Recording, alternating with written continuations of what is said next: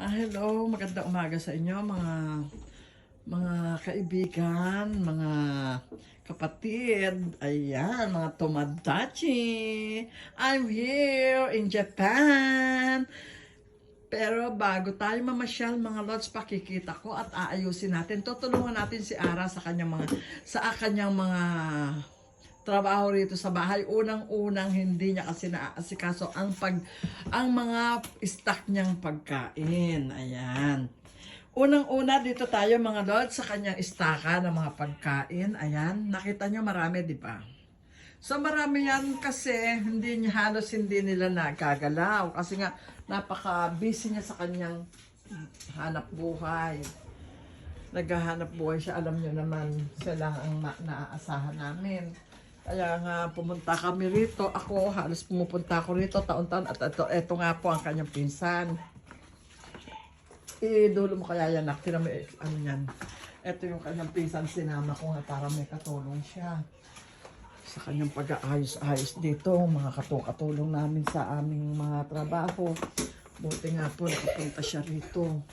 At buti kahit na meron siya, siyempre may pamilya din siya.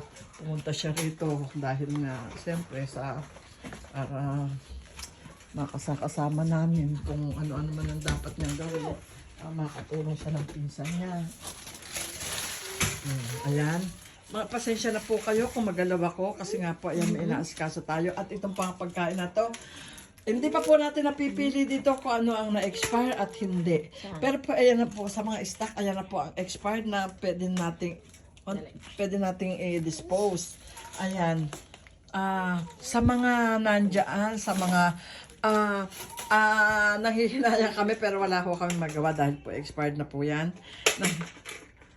Nanghihinayang kami kasi nga maraming nagugutom.